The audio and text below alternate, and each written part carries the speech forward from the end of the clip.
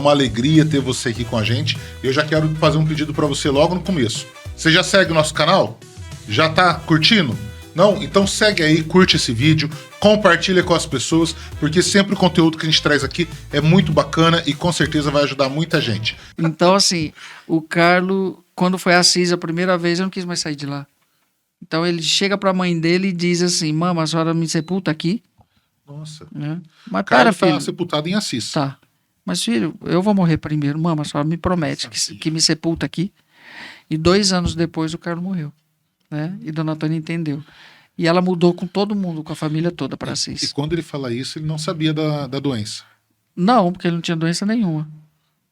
O Carlos, só eu tô tomando conta das perguntas, irmão. Desculpa.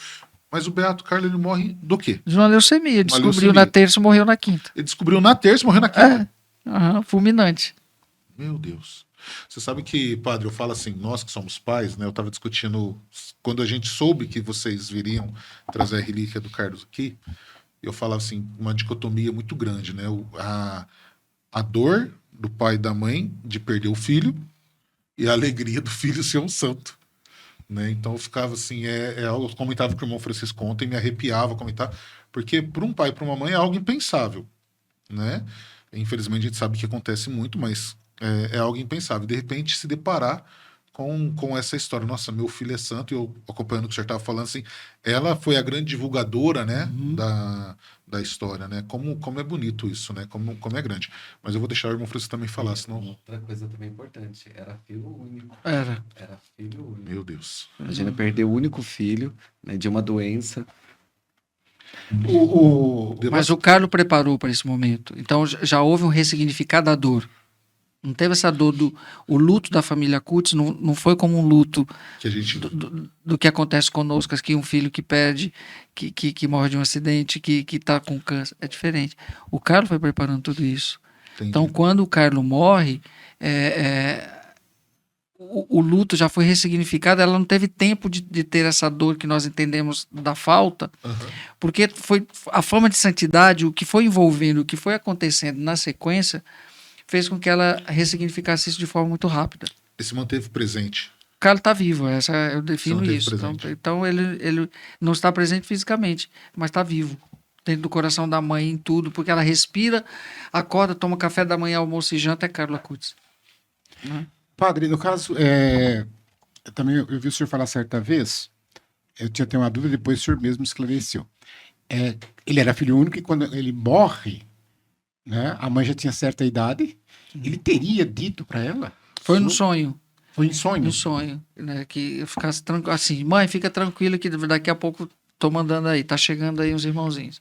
Aí 4 anos depois da morte dele, né, aos 43 anos ela engravidou de gêmeos. Vieram gêmeos para preencher o lugar, o vazio. E você falou que eles estão com 15 anos. 15 anos, vai fazer 15 anos agora em agosto. 19 de agosto, aniversário deles. E o senhor, então, como o senhor frequenta a casa, o senhor também, então, convive com eles também, né? Sim, foi uma convivência muito agradável com os dois. Eles têm uma agenda cheia, que eles estudam muito. Então, eles são impressionante. Leem muito, línguas. Eles falam inglês durante o dia todo, né? Mas, lógico, o italiano também. São poliglotas, desde os 2 anos de idade que estudam línguas. E fazem novena, são devotíssimos, missa diária, terço todo dia, de uma inteligência. Mas o pai do Carlos era muito disciplinador. É britânico, né? Tem toda a formação inglesa. Então as crianças são muito na etiqueta, né? Eu lembro que um dia foi muito engraçado. O André, que é o pai, o garfo, tudo certinho. E o italiano, Dona Antônia, de repente, tá com azeite no prato, pega o pão, rasga, mexe, fica comendo, rasgando com a mão, comendo com a mão. E o André, Antônia, comendo. Tal. Tipo assim, né? Não dá mau exemplo pros meninos, ela comendo, tal. Ela, André, deixa eu comer do jeito que eu quero, tal. E os meninos são tudo disciplinados. Aí o pai saiu um pouco assim da mesa, um pouquinho, aí tava o Miquel. Vai, Miquel, vai, teu pai tá chegando. Né? Então, como toda criança, né? Sim. Então, assim, o pai é muito ora para tudo certinho, não permite fotos deles. Ele tenta fazer com que eles tenham uma vida o mais normal possível, para não haver essa cobrança de serem irmãos de um santo, Sim. né? Porque e é muito chato isso, né? Porque eles têm a vida deles. Embora os dois são dois santinhos, no sentido de que já nasceram num ambiente catolicizado e eles vivem ali como se fosse a casa deles é como se fosse uma grande comunidade religiosa, onde tem um carisma a ser vivido, que é o carisma do irmão. Então eles não têm muito contato externo, Aham. não sofrem tantas influências. Tanto é que foi uma graça, eles, graças a Deus, nós mudamos para Assis, porque Assis ainda se preserva do ponto de vista pedagógico, educacional, uma vida mais tranquila do que Milão. Milão está perdida, né? Mas pro norte, perto da França. Pelo que representa Milão para o mundo, né?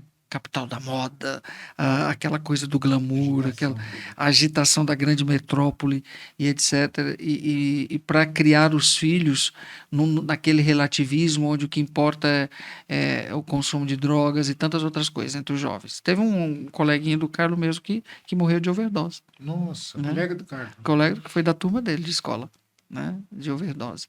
Então, assim, Milão não tem muito o que oferecer hoje mais.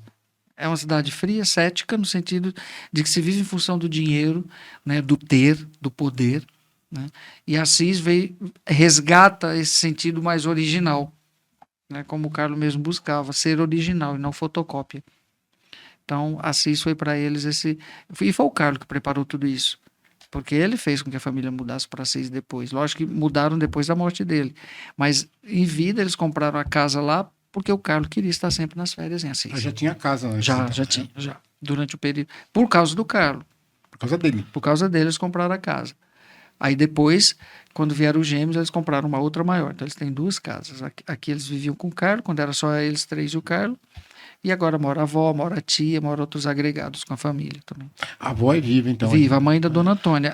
Os avós paternos também são vivos. São vivos também. São. Fico imaginando essa família toda.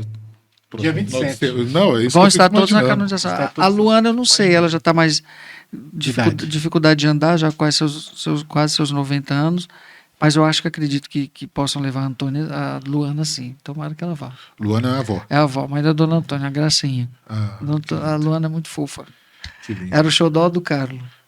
E Então- ficou o meu xodó também. A gente vivia grudado, tomando uns licorzinhos.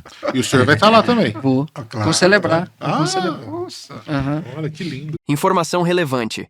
Este episódio foi gravado em 10 de abril de 2025 e transmitido em 21 de abril de 2025, data do falecimento de Sua Santidade, o Papa Francisco.